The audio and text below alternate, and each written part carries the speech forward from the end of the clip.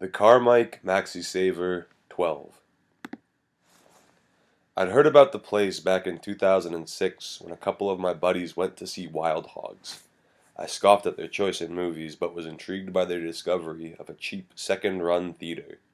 I was 18 and had just moved to Pittsburgh. I don't remember the first movie I saw there, but the first one that sticks in my memory is Speed Racer. I sat in the third row of a packed house with my roommates and was giddy with delight, all the way through. I started checking the place out with friends, on dates, and by myself. I religiously checked the new listings every week to see what was new, and developed a crude algorithm to gauge how soon a box office failure would make it to the Maxi Saver. Not too soon after I started frequenting the joint, tickets for all shows went from $2 to 99¢. Friends didn't believe that such a thing as a dollar theater could exist. I did my best to dispel their notions. It is inaccurate to call it the dollar theater when it is, in fact, a 99¢ theater.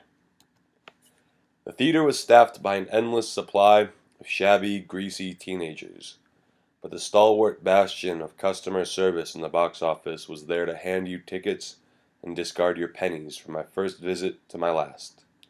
Her name? Corky. 5 years ago, I drew a comic about feeling a little embarrassed after asking her for 2 tickets to Kick Ass. On Tuesday, you could get any container, 2 gallons or smaller, filled with popcorn for 50¢. Oh man, I love this song. Are you serious? And I've always been frugal and discerning about the movies I'll go out to see. I was never too broke for the dollar theater. I started to throw down my spare change to see nearly anything. Not only could I drop the curmudgeonly tightwad act, I could treat my friends now. The films were, of course, mostly big-budget Hollywood fare. Terminator Salvation, if ever there was a $300 million movie worth precisely 99¢, this is the one. Lots of good horror stuff came and went in a week or less. Watched Midnight Meat Train with a girlfriend in a back row full of middle schoolers. There were a few Bollywood movies toward the end, but I never got to check any out. Every now and then some good weird stuff would show up. Going to see Son of Rambo.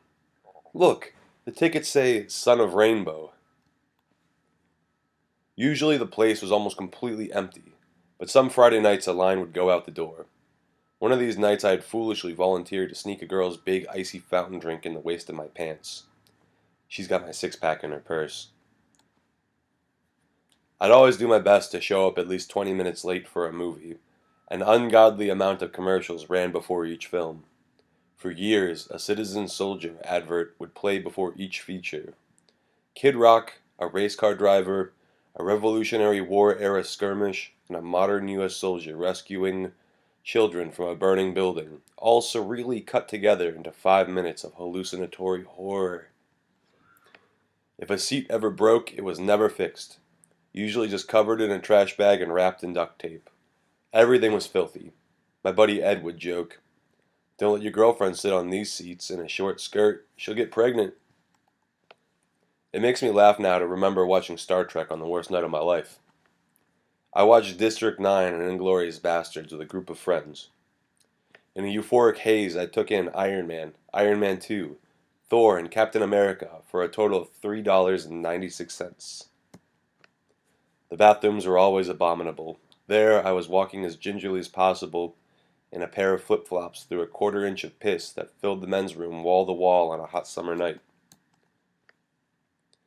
Sometimes something would go wrong with the audio, the picture, or both, and some conscientious soul would get up, leave the theater, and track down a burgundy-vested pizza face to rig it back up.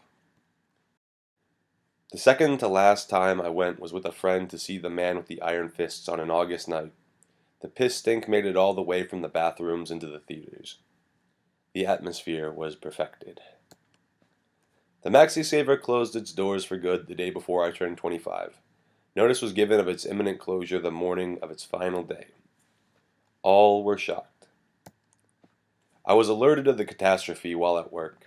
I finished my duties as quickly as possible and rounded up a posse of people who wanted to pay their last respects. and could meet me at my house in 20 minutes. A car full of friends and me tore out to West Mifflin, on icy roads to see the last movie that would ever be shown at the Carmike Maxi Saver 12. Skyfall. We arrived late. Everyone laughed when Daniel Craig did a shot of tequila with a scorpion on his hand. Everyone's favorite part was when Javier Bardem gave his two rats soliloquy.